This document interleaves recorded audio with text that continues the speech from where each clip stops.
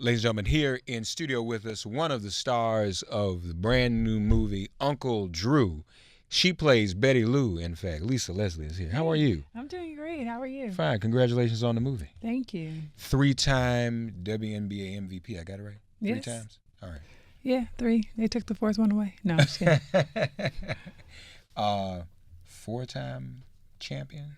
Is that right? Olympic gold medalist. Yeah, but the Lakers, not the Lakers. The Sparks won the championship. Back-to-back champions. Back-to-back. Okay, that's what it was. All right. How are you? I'm doing great. I'm so happy, excited to be here. Really? Well, always been a big admirer of yours. And, if anybody got interest in the WNBA going and got it off the ground, it was you, Thank you. It was not just me. I know it wasn't was just you, but you were like the big marquee name center.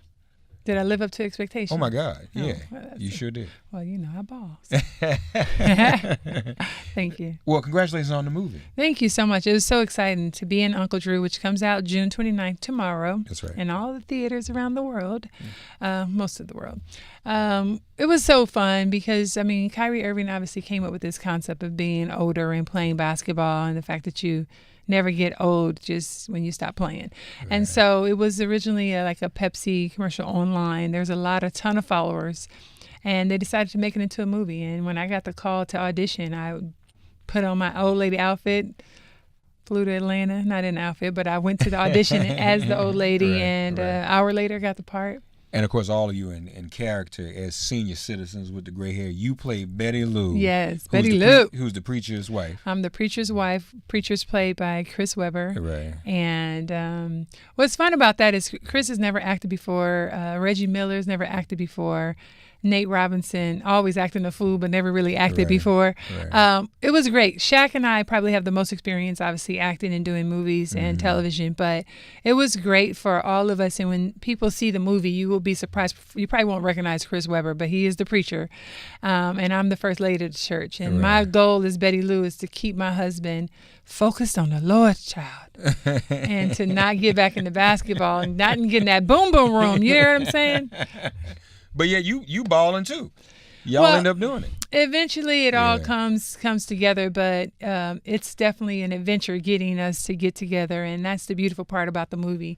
But the other part is there's some great message in there about just the fact that you fall down in life in general. We've all have losses and we all have failed, but you get back up, and you got to keep getting back up. And Lil Rel, who's an amazing comedian, Nick Kroll, Tiffany Haddish, Erica Ash. We have some real comedians, and then those of us athletes who would like to be comedians all meshed together, and it just makes one great movie. Sounds like it was a lot of fun to make too. Oh man, now we had so much fun because here's the thing: as basketball players, we're always so focused. We're ready. We know our lines. It's game time, right? And movies, it's like, okay, now hurry up and wait. Go sit down somewhere because we got to move this light, and then we got to do it from this angle, and then we're gonna do the same scene 3 more times from different angles. Yeah. So for us, we had a lot of downtime, which allowed for us to dance. So we danced a lot.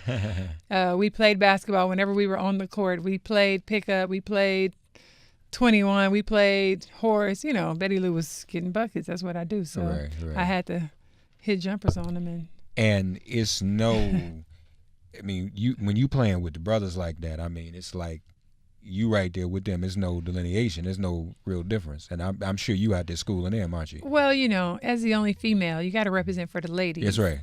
But you got to keep it feminine too, ladies. I had to have my nails polished. And Betty Lou had to have a scarf on because I'm like, hold on, Betty Lou still needs to look good on the court. Okay. But playing with the guys, I've grown up playing with men all my life. Shout out to Magic Johnson for allowing me to play with a lot of NBA players coming up. So for me, it's the norm. We're gonna play basketball. We're gonna play basketball, and we just played and playing. The main thing I would say, the takeaway for me was being on the court with Kyrie Irving was pretty phenomenal. He's dressed as Uncle Drew, but his handles and his ability it's like, it's like if you go to the circus and you see like, oh, this is the dribbler guy comes out and he can do all of this fancy. Kyrie Irving really does that on the court and gets buckets. Yeah. So he's phenomenal. So that's what's up. Well, is this what you want to be doing most of your time now? You want to stay in movies? You want to stay in acting or what? I would love to. I've been acting since high school, though, so this is not beginning. High school and college, and then I've taken acting classes since retaring 8 years ago. I really love it. And we've seen you in some other movies, too. Yes. Yeah. Think Like a Man. Think Like a Man, right. I'm going to be in Taraji P. Henson's movie, What Men Want. Okay. It's another cameo. But I really enjoy having a part like Betty Lou where it's a full character start to finish. Okay. Yeah. So you like to do more of that. You like Absolutely. to do more full character. Full character. And also, like, it could be action movies, Black Panther. I could have, come on, Wakanda Forever. I could have been in there. Yeah. I don't know if I could have shaved my hair. You could have been one of the sisters. Right. Even bad as one of the sisters. Would you have shaved your head if they asked you to? How much they paying? Because, edges is hard to come by. I don't know. I have to see what that was. But I could put the little prosthetic head on that's bald. Right. That's right. You could do that too. Make it happen. Yeah. No, that would have been cool too.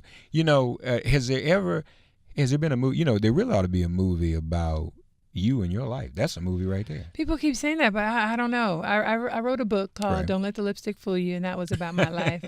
Because I will wear my lipstick, but I kick butt. Okay. And so I don't know. I don't know about that. You have to pump it up for me. You miss playing professionally?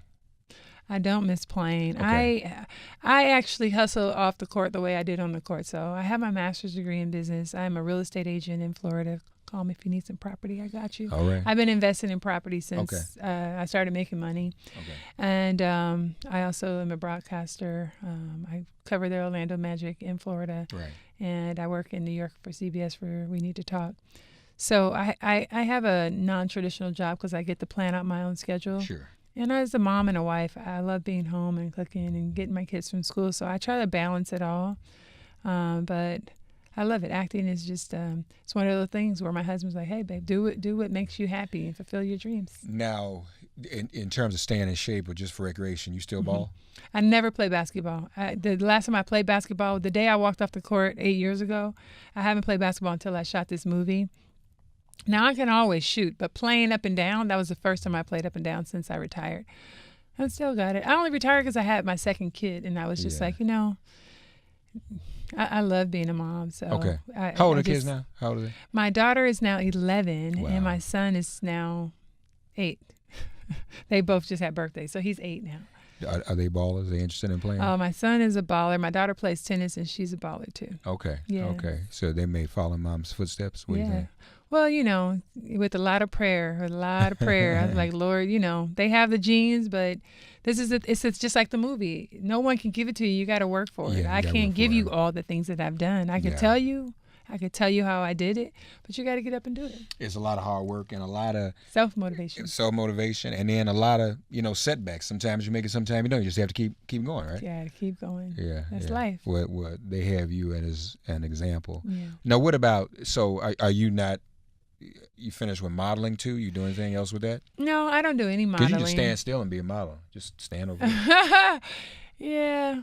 I don't do anything with modeling, but I am a consultant for Rodan & Fields, which is a products for skin. Okay. So I think that's really important because the healthier your skin is, the better you feel inside and out. And I really love that. I love having the opportunity to share that information with men and women because a lot of times people don't start to take care of their skin until they get older when you have to catch that really early. Yeah. But you got the black don't crack thing, obviously. No, but you have to moisturize. You have to take care of yourself. But you have not aged. You don't think? No, at all. I try not to. Rodan & Fields, call me. Check me out. LisaLeslie.myrnf.com. So now, in terms of the acting piece, though, so Uncle Drew's coming out. Are there any other projects you're negotiating right now or looking at? Any other auditions? Movie-wise? Yeah. No, I'm not. So what do you, to do that, what do you have to do? You have to have an agent look and see what's out there? Yeah, I have my agent to go fishing around like, okay, I want to do more movies. Let's find out if there's any other auditions out there or parts that people are looking for. And go for it. Yeah. How's broadcasting with the Magic? You enjoying that? I enjoy it. Broadcasting for me is not work. The hardest thing I have to figure out is how I'm wearing my hair and what outfit am I wearing. Talking basketball and sports, it's just what I do. I'm home. I'm cooking and I'm watching sports. Sports is on. I'm watching some sports venues. When I'm reading, I read on the score and I read different things on, NBA.com, WNBA.com. So that's not work for me. That's the fun part. So when I get to do a movie, that's actually not work either. I'm really lucky. I don't really have a job. I get to do things that make me happy, that inspire other people. Yeah. And Well, that's a blessing. Happy, yeah, God is good. That's a blessing whenever we All can the enjoy. time. Everybody doesn't get to do that, so that's a wonderful thing. Uncle Drew, folks, coming out. Check out Betty Lou. Lisa Leslie is Betty Lou in the movie. We wish you all the best. Come back and see us. Let us know when you get some. Thank you. You ought to get some more gigs like that. You can do that. Thank you. Hollywood ought to be looking out for you. Hall of Famer, voted one of the 15 greatest players in the history of the WNBA. Look, let me ask you so. How do you feel about the WNBA and where it's headed and how it's going and just really highlighting more women, creating opportunities for women, even its popularity? How do you think it's moving? I think the WNBA is really on the rise and doing well. The percentage of viewers has gone up. Viewership has gone up, which has been great. I'm also on ESPN too. On ESPN, I didn't mention that, but I cover the WNBA, and the numbers have gone up 38%. Since the sisters back commentating, could be me, could be them. I don't know. It's still iffy right now, but I think they're doing great. I think the play is continuing to get better, and I think now we're starting to have a generation that's watching that has no separation between the men and women. They're just appreciating the sport. They're appreciating the effort. They like players that can play ball. I mean, whether it's crossing over, jumpers, fadeaways, crossovers, and dunks. It's happening in the WNBA. It's exciting. It's good basketball. And I think as the IQ of the American public continues to go up, the more awareness that they'll see.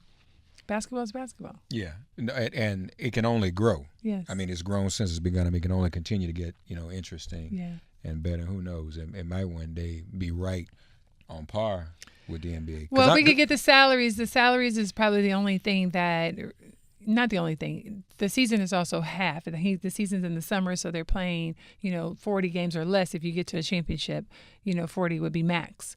So the men are playing 82 to 85 games per season. So that difference in half is always going to keep salaries definitely lower.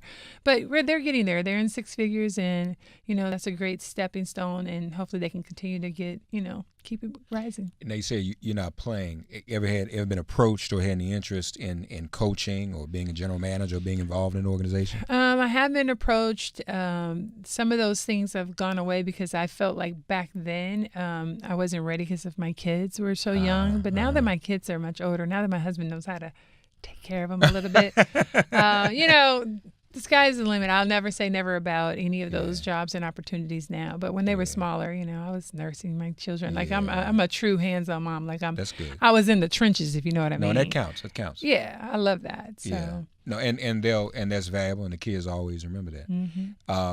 And when they get to that point, I could see, some young ladies really benefiting from your mentorship. If there's something you wanted to do, right?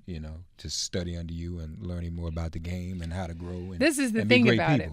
As a coach, you have to be there. You have to give, like, let's just say college. College is, you're never off because you take people's kids and you are responsible for those kids while they're on campus, like everything. So I think that is a very serious job and hard to do when you have your own kids and family. A lot of people that do that job are single or are not married. And then when you go to the pro level I definitely could do. It's a much shorter season and you put in that time, but I'm so invested. This is the part about great players trying to be coaches. Everybody don't want to go hard and work as hard as we would expect you to want. You should want it. And I feel like even when you watch LeBron James, he's the greatest player, right? Right now, we don't want to make the argument about ever, but he's the greatest player that we're seeing right now. Right. How are you as his teammate not working as hard as him? You may not be as talented as far as putting the ball in a basket, but how are you not working as hard as him? I have a problem with that. You should be outworking this dude, like on the floor, like all that loose balls, all those 50-50 balls. Like, you have to come up with that. Yes, he's great, but I would never let another person's effort be more than mine. So as that comes from within the way that I am, I think it'll be tough to coach and not have that same type of effort and commitment from all my players. Like, because I'm about that life. Like, if you're going to play, do it right or get off. I'd rather you quit the team than stay out there and give a half effort. I think we just saw a preview of Lisa Leslie coaching y'all. She ain't having it. it. That ain't good. I don't know if that's good or not, because I ain't having it. You can't be up in there with my name on it and half doing it. I'm just saying. It's just, I'm not built like that. Well, I didn't tell you before we start talking full disclosure. I'm a Hoya. I went to Georgetown. Oh, nice. I was one of Big John's student managers. That's my Big East championship ring. And we there we go. They're the rings, y'all. And we were I was definitely involved in Patrick coming home and coming back to coach. And you're right. You know, the thing, because he was an NBA coach for 14 years. And it is a year-round job. Yes. You know, I've learned that firsthand being close to him.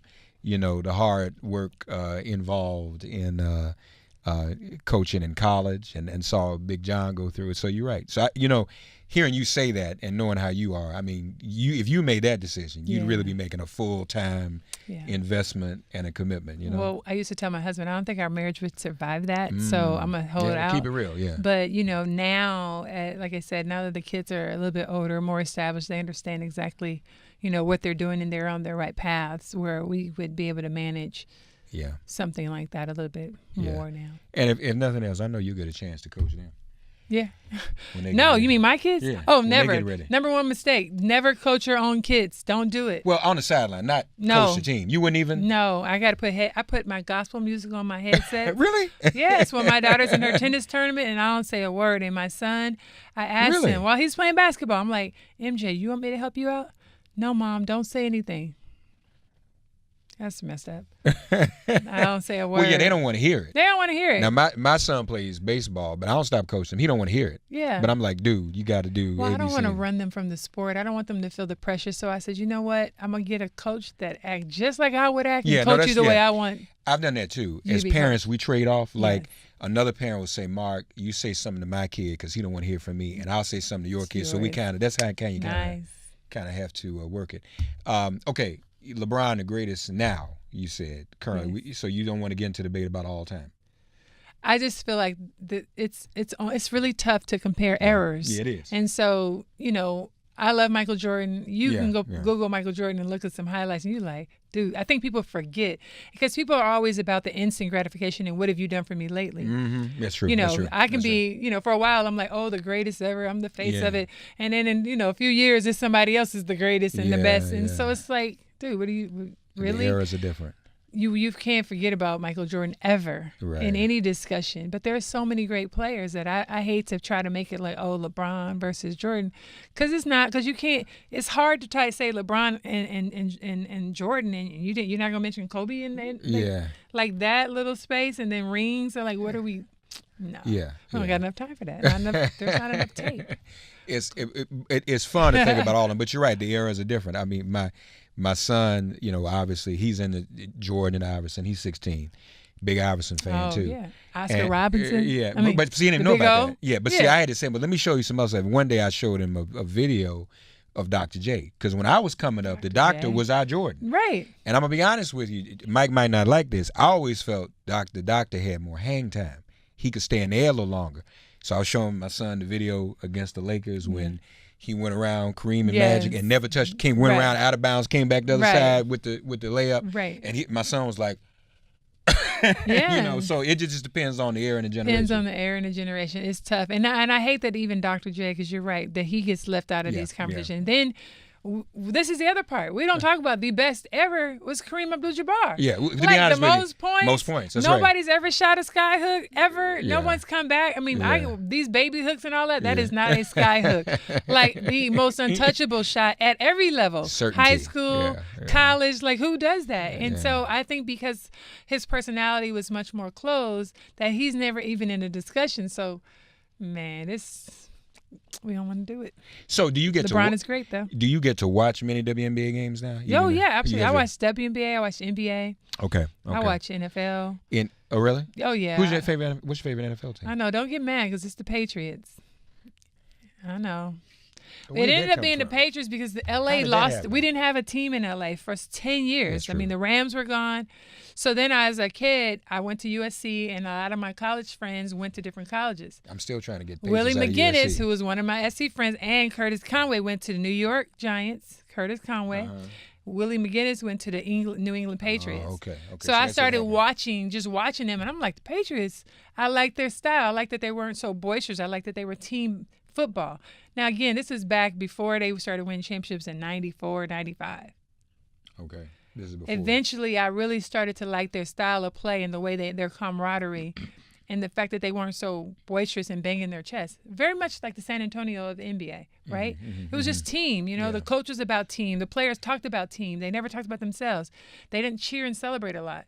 So I started to really like and admire their style, and then eventually they started winning, and I'm like, all they do is win, win, win, no matter what. And, yep, that was my team. Who stands out for you nowadays in the WNBA in terms of players? Who do you? Players? Yeah, who do you? Well, Diana Taurasi is always going to be probably one of my favorite players. I mean, until she retires, because she's just phenomenal. I enjoyed her as a teammate. She's a winner. I'm a winner. I loved her synergy, the way she makes people around her better. Her ability to she's a killer. Like, she's a true killer. Always putting a dagger in it. It didn't matter.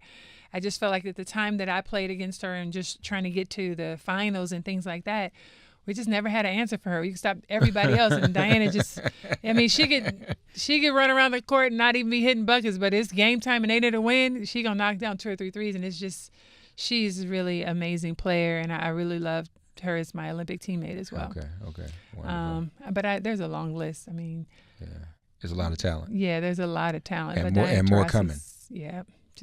We're at the point now, you know, when we as guys could aspire to professional basketball, now women can just as much. Yeah, it's about time for that. Yeah, absolutely. They should be able to dream, right? And if they want to be a professional basketball player here in our country, they should have that opportunity. Dream and become great like Lisa Leslie, and also dream about being a movie star. She's Betty Lou in Uncle Drew.